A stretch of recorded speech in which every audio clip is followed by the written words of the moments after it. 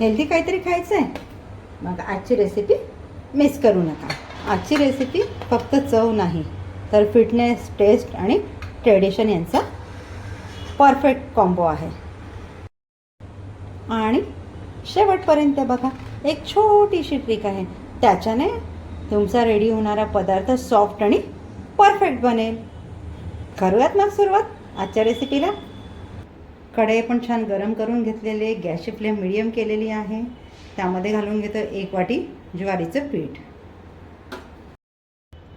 5 ते 6 मिनटं आपल्याला हे ज्वारीचं पीठ छान भाजून घ्यायचं आहे, त्याचा हलका सुगंध दरवळेपर्यंत. गॅसची फ्लेम आपण फुल केली तर आपलं पीठ जळेल, परफेक्ट भाजलं जाणार नाही.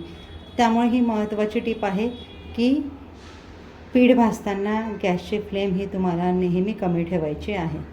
कुठलंही पीठ भाजा तुम्ही, जितकं पीठ छान भाजलं जातं त्यापासून तयार होणारा पदार्थ चवीला अगदी छान रुचकर तयार होतो. 5 ते 6 मिनटं पीठ छान भाजून झालेलं आहे. त्याचा हलका घमघमाट सुटायला लागलेला, पिठाचा रंग देखील बदललेला आहे. तर यामध्ये मी घालून घेते 2 ते 3 चमचे तूप. आजच्या रेसिपीसाठी आपण पाववाटी तूप घेतलेलं आहे. ज्या वाटीने मी पीठ मोजून घेतलं त्याच वाटीने मी पाववाटी तूप घेतलेलं आहे. तर 3 ते 4 चमचे मी यात घालून घेते. पुन्हा लागेल तसं हळूहळू याच्यामध्ये ॲड करत जाऊयात. तूप घालूनही आपल्याला छान परतायचं आहे. सुरुवातीला पीठ अगदी घट्ट होईल, नंतर हळूहळू तूप सोडायला लागेल आणि पुन्हा थोडं पातळ होईल. आता आपण इथे पीठ भाजायला घेताना सुरुवातीला तूप नाही घातलं. त्याचं कारण हेच की तूप घातल्यावर पिठाच्या गाठी तयार होतात, पीठ एकसारखं भाजलं जात नाही. म्हणून अगोदर मी 5 ते 6 मिनटं पीठ भाजून घेतलं सुकं आणि नंतर त्यामध्ये तूप ॲड केली. इथे आपल्याला पूर्ण पाववाटी तूप लागलेलं आहे. सुरुवातीला तूप घातलं त्यावेळेला पीठ किती सुकं दिसत होतं, तर हळूहळू पीठ तूप सोडायला लागलेलं आहे. या स्टेजला यामध्ये घालते मी पाववाटी डेसिकेटेड कोकोनट. तर हेही आपल्याला पिठाबरोबर भाजून घ्यायचं आहे. तुम्ही घरातलं रेग्युलर जे सुकं खोबरं ते किसून घातलं तरी देखील चालेल. माफ करा, आमच्या किचनच्या खालून रस्ता जातो, वाहनांची वर्दळ असते, त्यामुळे मध्ये मध्ये हॉर्नचे आवाज येतात. यामध्ये ॲड करून घेते मी ड्रायफ्रूट्स. तुम्ही तुमच्या आवडीने कुठचे ॲड करू शकता, स्किप केले तरी देखील चालतील. लहान मुलांसाठी, म्हाताऱ्या माणसांसाठी बनवत असाल तर ड्रायफ्रूटची पावडर बनवून तुम्ही त्याचा देखील वापर करू शकता. ड्रायफ्रूट्स आपण वेगळे भाजले किंवा तुपात तळले तरी देखील चालतं, पण इथे एकत्र आपलं काम होतं आहे त्यामुळे मी यातच घातले. आता तुमच्या लक्षात आलंच असेल आपण काय बनवतो आहे ते. तर आज आपण बनवतो आहे ज्वारीचे लाडू. लाडू आपले सॉफ्ट आणि परफेक्ट व्हावेत यासाठी आता आपण यामध्ये वापर करतो आहे घरच्या दुधाच्या साईचा. मी 2 टेबलस्पून साई यामध्ये घालून घेतली.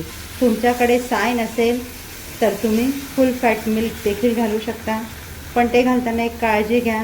2 चमचे दूध घाला, ते मिक्स करा, पुन्हा 2 चमचे दूध घाला, ते मिक्स करा.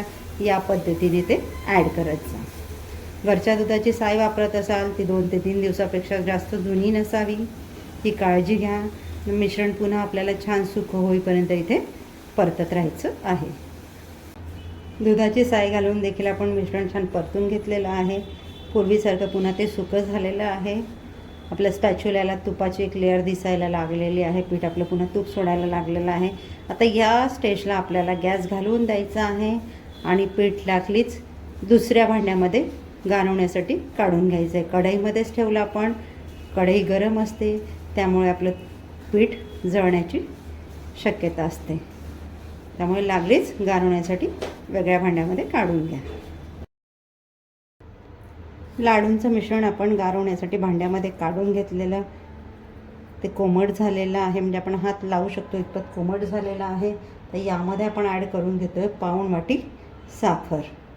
आपली घरातली साखर मी मिक्सरला वाटप करून घेतलेली आहे आणि तिचाच वापर करते. इथे साखर तुम्ही तुमच्या आवश्यकतेनुसार कमी जास्त घेऊ शकता. साखर मिक्स केल्यावर तुम्हाला वाटलं की मिश्रण जास्त घट्ट झालं आहे तर तुम्ही यामध्ये थोडं तूप घालू शकता. तुम्हाला जर वाटलं की मिश्रण पातळ झालं तर अशा वेळेला काय करायचं, तुम्ही ज्याचे लाडू बनवत असाल ते पीठ घ्यायचं, छान मंद गॅसवर भाजून घ्यायचं आणि ते पीठ याच्यामध्ये ॲड करायचं. म्हणजे मिश्रण पातळ झालं तरी घाबरायचं नाही, घट्ट झाली तरी घाबरायचं नाही. मिश्रण मी हाताने छान मिक्स करून घेते. इथे साखर तुम्हाला किती गोड लागतं त्या प्रमाणात कमी जास्त घेऊ शकता. साखर आपली छान मिक्स करून झाली. यामध्ये घालते मी वेलची पावडर. वेलची पावडरही आपल्याला मिक्स करून घ्यायचं आहे. लाडूचं मिश्रण आपलं छान मिक्स करून झालेलं आहे. या पद्धतीने याचा गोळा होता म्हणजे आता लाडू बनवण्यासाठी रेडी झालेला आहे. आता आपल्याला हवे त्या आकाराचे इथे छान आपण लाडू वळवून घेऊयात. तर मी मध्यम साईजचे लाडू बनवून घेते. किती छान लाडू वळले जातात पटापट. तर याच पद्धतीने मी उर्वरित सर्व लाडू रेडी करून घेते. या पद्धतीने हे लाडू बनवा, खूप छान होतात. हे तुम्ही रूम टेम्परेचरला आरामात 1 महिना स्टोअर करून ठेवू शकता. इतके दिवस ठेवण्याचीही वेळ येत नाही, बनवले की पटापट संपतात. रेडी झालेले आहेत आपले हेल्दी लाडू. Fitness plus taste plus tradition यांचा परफेक्ट कॉम्बो. मला माहिती आहे आजची रेसिपी तुम्हाला आवडलीच आहे. तुम्ही ती बनवणारच आहात. तुम्ही लाईक शेअर सबस्क्राईब करणारच आहात. भेटूयात पुढच्या व्हिडिओमध्ये एक नवीन रेसिपीसह. तोपर्यंत आसनास किचनचे व्हिडिओज एन्जॉय करा. थँक्यू.